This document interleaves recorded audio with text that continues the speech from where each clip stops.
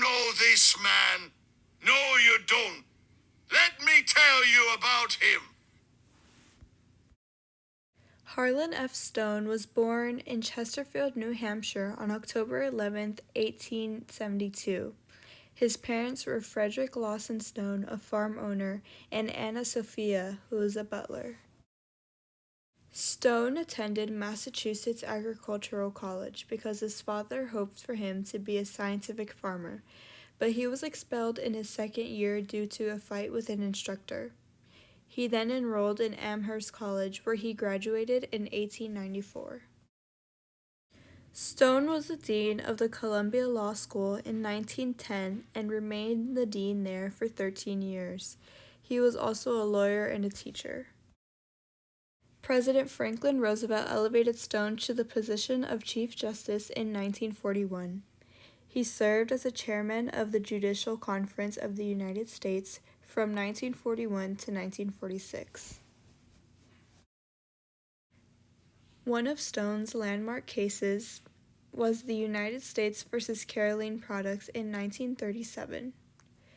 Footnote 4, which was Stone's most notable contribution to the American constitutional law, originated from this case.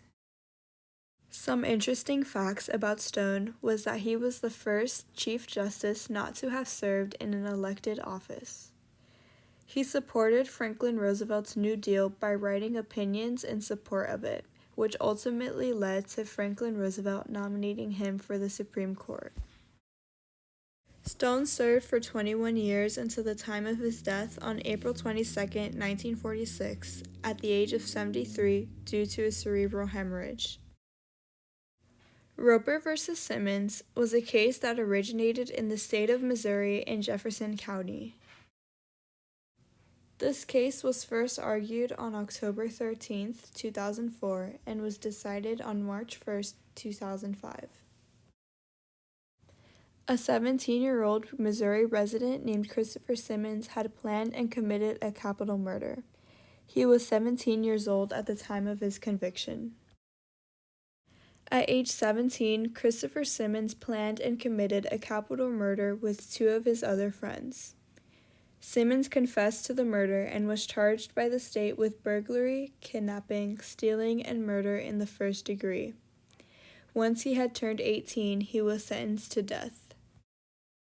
The Supreme Court had just ruled that executing the mentally disabled violated the 8th and 14th Amendment in Atkins v. Virginia, and decided to reconsider Simmons' case after Simmons filed for a new petition once the decision for Atkins v. Virginia came out, after his previous petitions for state and federal post-convictions were rejected. The court came to a 4-5 vote in favor of Simmons. The court ruled that standards of decency had evolved, so executing minors goes against the 8th Amendment, which is cruel and unusual punishment. This case abolished the juvenile death penalty, and majority of states have since then rejected the imposition of the death penalty on juvenile offenders under 18.